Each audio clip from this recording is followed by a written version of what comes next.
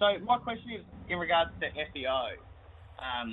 So because of AdBlock, I read the other day that 80% of clicks that go through on a Google landing page, like first page, are actually done on not Google Ads, which I thought was interesting.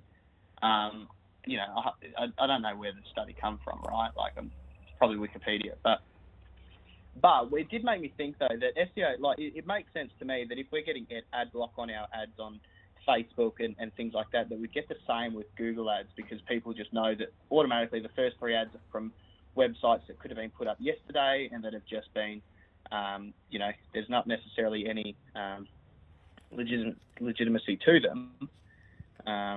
That maybe looking at engaging in SEO spend is not a bad idea. Yeah, so I mean, my thoughts on SEO for the last 5 years have been it's a $1 billion con, right? Because it's all, you know, it's all smoke and mirrors, and there's SEO companies out there that just pile on clients, and then if they get a result for them, they keep them, and if they don't, they burn them, and they don't care. Just go and find some more.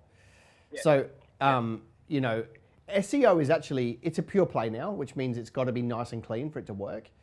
If you're in a populated industry, it's a very risky strategy, because you probably need to be spending between $500 a month and $1,500 a month to do a good job of SEO, and you need to be okay with spending that for at least 12 months.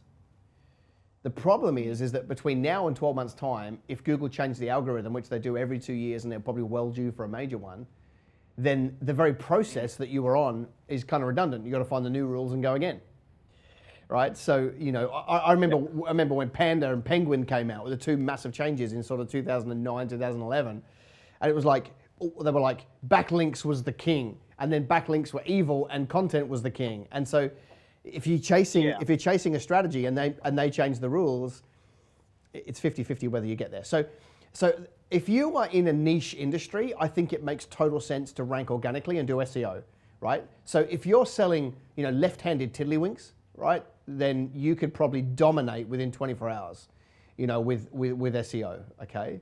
But if you're trying to run a plumbing business in Brisbane, you know, alongside 500 others competing, it's just really risky. So let me come back to Google AdWords. Yeah. I actually think that the number would be less than 20% click an ad, personally. But how many searches get done on Google every day? You know, 50 billion? Yeah, I don't know, you know, like, so what's 20% of that amount? A lot of money. So here's what I would say. Remember, with Google Ads, if they don't click, you don't pay. So it costs you no money to run ads unless somebody clicks and goes to your website. So why wouldn't you do it? Yeah. I know for me personally, I always click the ads. Yeah. Is that just you trying to burn spend of your competitors, though? Well, not my competitors, just anyone, really. But no, it's more just because it's the fastest way to get the information. They're the ones at the top. Yeah. It saves me 0.44 of a second to scroll if I can get the answer at the top. So horses for courses, I guess. But okay, here's the short answer. You need to do both if you really want to. It's not one or the other. But if I had to pick where to put my energy first, I would always put it to Google AdWords, because I can be running ads in 1 hour and getting traffic straight away. Whereas Google, you know, like search engine optimization, you know, I've got to be happy with 3, 6, 9 months time. So, you know, I guess it's the difference between farming and hunting, right? You know, hunting is running the ads and getting some revenue this afternoon on Google Ads. Farming is getting your brand up so you rank organically and you get future revenue. Of course, the ultimate outcome is to rank organically, because you don't pay for the clicks, obviously. The problem is it's super risky. That's what I was sort of thinking, is it like if you run it over time, and I was sort of thinking more about spending sort of $5,000 a month nationally just in the blinds business, so that in the areas that we've got more regional areas, we get some low-hanging fruit there. It's also, you can track exactly what leads come from your organic searches. You can sort of see sooner rather than later whether it's working.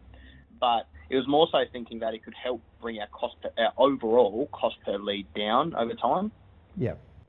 I mean, if I had to make a decision between the two, I wouldn't pick, the answer is you need to turn ads on now and run SEO for the long term. That's the answer. But if I had to pick between one or the other, I would just keep running ads because the other one's too risky. Did you know that this show goes onto Facebook, it goes onto YouTube, it goes onto Instagram, it goes onto iTunes, and it goes onto LinkedIn? Do me a favor, would you? Tell more people about the show so that I can spread the message. Love ya. See ya.